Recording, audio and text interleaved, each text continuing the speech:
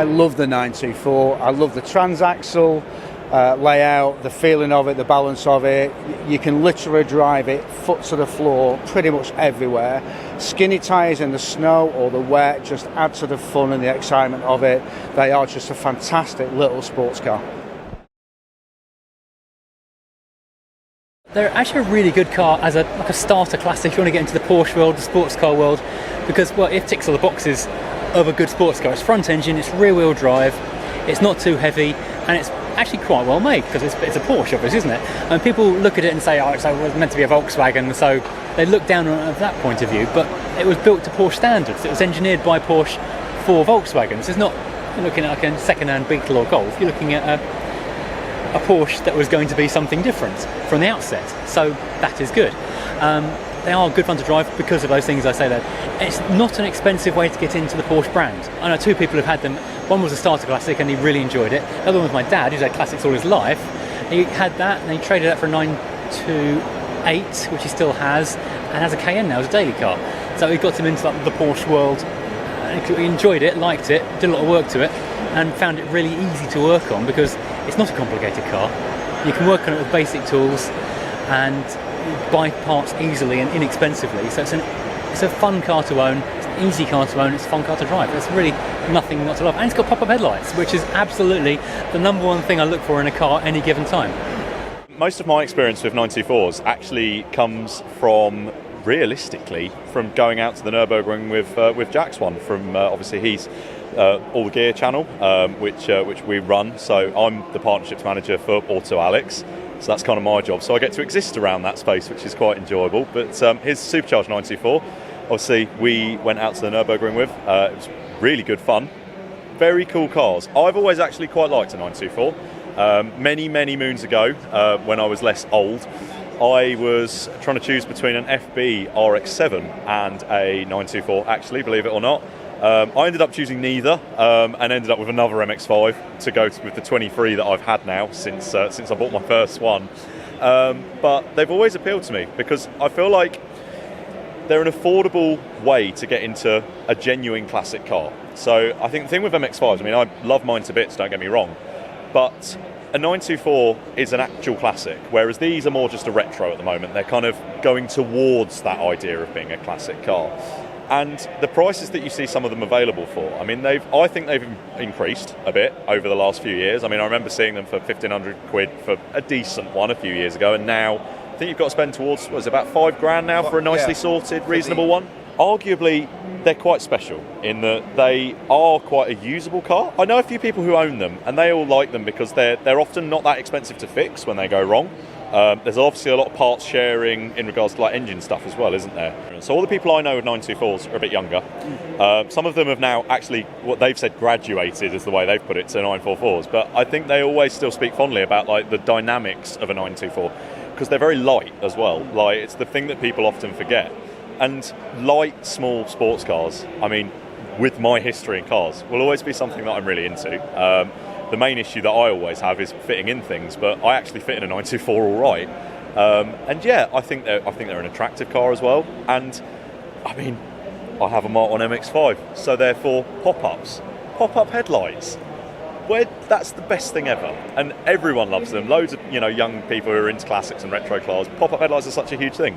Such a shame that more cars don't have them, but they have character. Any car with pop-ups has eyes to me. People who message me on Instagram and such, who ask for advice on first cars and things like that, because there are young people who, 17, 18 years old, want to get into a car that's more interesting than your usual Volkswagen Polo or Peugeot 207 or something like that. And I think that's another void that the 924 fills. It's the perfect car to be able to get into, insure a lot cheaper than most classic and performance cars, and just enjoy. And the nice thing is as well, again, from the people that I know who have had them, with the exception of usual failures that are common for any car, it seems to be quite reliable as well. Reliability seems to be like, most people have quite a positive experience. So, and those things, you group them all together, and I can see why, I think perceptions on the car are changing over time, and people really are growing to love them a little bit more and not just see them as the cheap alternative to a 944, for instance. Basically, you've got a well-engineered car that's a little bit of a niche now, and if you want to have something a little bit different, they're a good value car as well. So, you know, the values are there, and there are some nice examples out there for not huge sums of money. And so there's always been a popular choice of people, so it's well worth a look at a 924 for sure. So yeah. To me, it's one of the cars that's not spectacular, not that out of the ordinary, outlandish, and which I don't like. I just don't like generally anything that's too flashy. The 924 looks like a normal car. I hope somehow that I'm responsible for improving the reputation of a Porsche 924, as it's the first car I ever did on Wheeler Dealers on TV. Seen it, yeah. And then I've restored a few since. I've done one on Dream Car, a white one I did on Dream Car, and I thought it was the most overlooked Porsche, especially it's a way to get into the Stuttgart badge for not a lot of money, and it gives you Porsche ownership, and the Porsche ownership is a lovely thing to have. It means that you can go to a car show and park your car alongside a Carrera GT, and they will give you the same amount of respect because you've got that Porsche key fob in your hand. So no, I absolutely love a 924. I think they're a great car, and yes, I hope I've improved their reputation. So do we. We hope we've improved their reputation as well, making it a lovely community. Yeah, most definitely have. They're a great car. They're very DIY friendly as well. Yeah, they're quite easy to work on, quite simple. They're not too difficult to maintain, run and look after.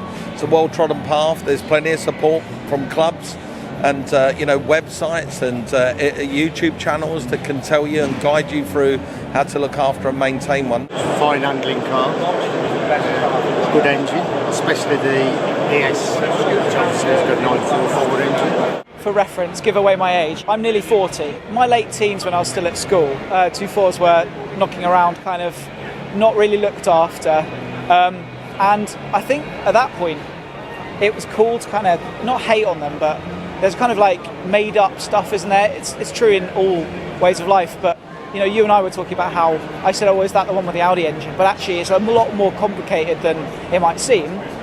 Big manufacturers buy engines, you know, engine development off people all the time, you know, chassis are shared and all that kind of stuff. So yeah, when I was like, 18, 19, they were, not unremarkable, but definitely entry level. But I think as it, time changes everything, and now they're a bit rarer, and also people have realised that kind of car is actually what we want. We don't want a new car. We want something that's engaging and, it's got a basic, I try not to brag here. I had an R8.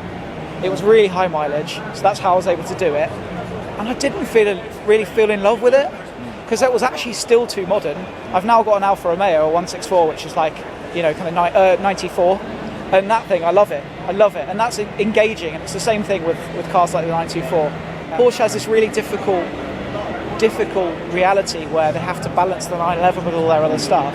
But I think they're starting to realise that, it's kind of a rich environment out there.